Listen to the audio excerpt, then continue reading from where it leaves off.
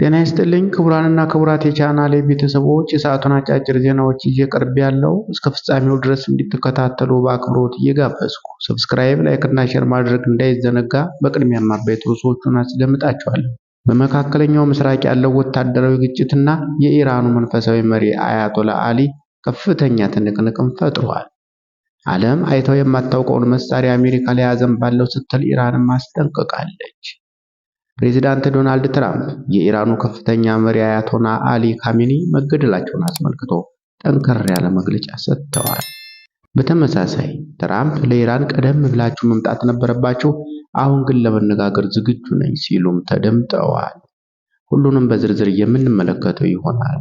በእስራኤል በአሜሪካና በኢራን መካከል ያለው ወታደራዊ ግጭት አዲስ ደረጃ ላይ ደርሷል። ቅዳሜ ጠዋት በተሰነዘረ የሚሳኤል ጥቃት የኢራን መንፈሳዊ መሪ አያቶላ አሊ ኻሜኒ ሕይወታቸው ማለፉ ተረጋግጧል። በጥቃቱ ከ86 ዓመቱ መንፈሳዊ መሪ በተጨማሪ ሴት ልጃቸው፣ የልጃቸው ባልና የልጅ ልጆቻቸው ሕይወታቸው ማለፉ ተገልጿል። ይህንን ተከትሎ የኢራን መንግስት በአገሪቱ የ40 ቀናት ብሔራዊ ሐዘን አውጇል። እንደ አውሮፓ አቆጣጠር ከ1989 ጀምሮ በስልጣን ላይ የነበሩት አያቶላ አሊ ኻሜኒ ከጥቃቱ ሳምንት በፊት ለእስራኤልና ለአሜሪካ ጠንካራ ማስጠንቀቂያ አስተላልፈው ነበር። የአሜሪካው ፕሬዝዳንት ዶናልድ ትራምፕ ይህ ጥቃት በኢራን የሥርዓት ለውጥ እንደሚመጣም ገልጸዋል። ህልፈቱን ተከትሎ ኢራን በወሰደችው የአጸፋ እርምጃ በባህሬን፣ በኳታር፣ በኩዌት እና በተባበሩት አረብ ኤሚሬትስ በሚገኙ የአሜሪካ የጦር ሰፈሮች ላይ የሚሳኤል ጥቃቶችን ሰንዝራለች። በተለይም በባህሬን በሚገኘው የአሜሪካ ጦር ሰፈር ላይ ያነጣጠረው ጥቃት መጠነ ሰፊ መሆኑን ተዘግቧል። ይህ ወታደራዊ ውጥረት በዓለም አቀፍ ንግድ ላይ ተጽዕኖ ማሳረፍ ጀምሯል።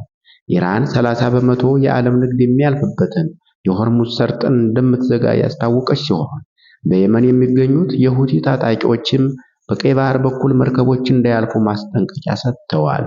ወቅታዊውን የጸጥታ ሁኔታ ተከትሎ የቀጠናው ሀገራት የአየር ክልላቸውን ለበረራ ዝግ ያደረጉ ሲሆን ሀገሪቱም ወታደራዊ ዝግጁነታቸውን ወደ ከፍተኛ ደረጃ አሳድገዋል ተብሏል። ዓለም አይታው የማታውቀውን መሳሪያ አሜሪካ ላይ አዘንባለሁ ስትል ኢራን አስጠነቀቀች።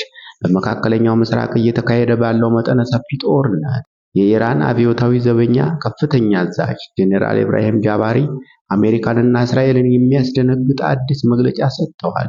ጄኔራሉ ኢራን እስካሁን የተጠቀመችው አሮጌ የሚሳኤል ክምችቷን ብቻ መሆኑን በመጥቀስ በቀጣይ ግን ዓለም አይተው የማታውቀውን ሚስጥራዊና ዘመናዊ መሳሪያ እንደምትጠቀምም ዝተዋል።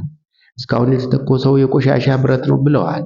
ጄኔራል ጃባሪ ለሀገር ውስጥ መገናኛ ብዙሃን በሰጡት መግለጫ አሜሪካ በኢራን ከፍተኛ አመራሮች ላይ የሰነዘረችውን ኦፕሬሽን ኤፒክ ፉሪ አጣጥለውታል። ጠላቶቻችን በፈጸሙት ጥቃት ተደስተው ይሆናል፣ ነገር ግን እኛ እስካሁን ለአጸፋ የተጠቀምነው በእኛ እይታ እንደ ቆሻሻ ብረት የምንቆጥራቸውንና ጊዜ ያለፈባቸውን አሮጌ ሚሳኤሎች ነው ብለዋል። ኢራን ወደፊት ስለምትጠቀመው መሳሪያ ዝርዝር መረጃ ባይሰጡም ጄኔራሉ የሚከተለውን አስደንጋጭ ማስጠንቀቂያ አስተላልፈዋል።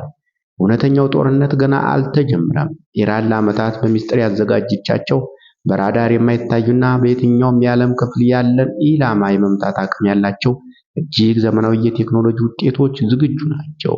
አሜሪካና እስራኤል ሊገምቱት የማይችሉት ጥፋት ይጠብቃቸዋልም ሲሉ ተናግረዋል። ፕሬዚዳንት ዶናልድ ትራምፕ የኢራኑ ከፍተኛ መሪ አያቶላ አሊ ኻሜኒ መገደላቸውን አስመልክቶ ጠንከር ያለ መግለጫ ሰጥተዋል። ፕሬዚዳንቱ በመግለጫቸው ካሜኒን በታሪክ ውስጥ ከታዩ እጅግ ክፉ ሰዎች አንዱ ሲል የገለጹ ሲሆን የእርሳቸው መወገድ ለኢራን ሕዝብ ብቻ ሳይሆን ለታላቁ አሜሪካና በካሜኒ ደም መጣጭ ቡድን ጉዳት ለደረሰባቸው የዓለም ሀገራት ሁሉ ፍትህ የሰፈነበት እርምጃ መሆኑን ገልጸዋል። ፕሬዚዳንቱ በመግለጫቸው ያሰፈሯቸው ዋና ዋና ነጥቦች የሚከተሉት ናቸው። ስለ ግድያውና ስለ ክትትል ስርዓቱ ትራምፕ እንደገለጹት ካሜኒ የአሜሪካን የደህንነት መረጃ እጅግ የረቀቁ የክትትል ስርዓቶችን ማምለጥ አልቻሉም።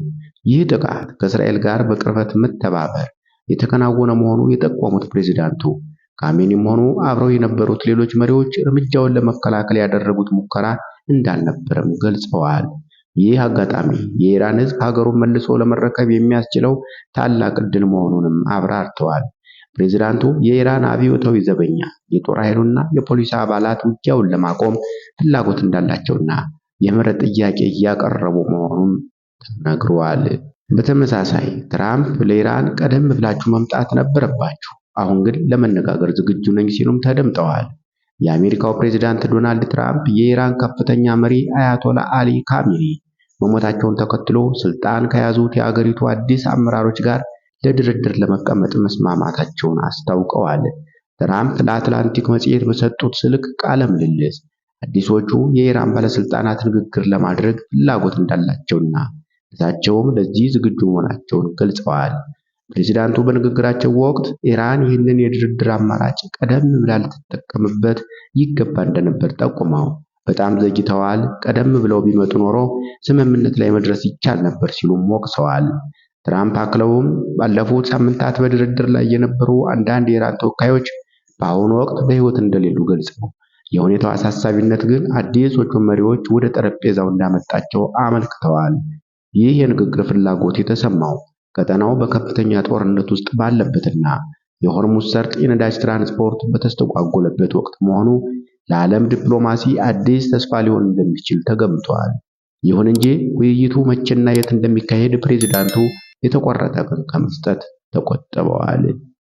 ክቡራንና ክቡራት የቻናሌ ቤተሰቦች ለሰዓቱ ያዘጋጀውላችሁ አጫጭር ዜናዎች የተከታተላችኋቸውን ይመስሉ ነበር። ሌሎች መረጃዎችን ስንለቅ እንዲደርሷችሁ ሰብስክራይብ፣ ላይክ እና ሼር ማድረግ እንዳትዘነጉ። መልካም ጊዜ እንዲሆንላችሁ ተመኘን።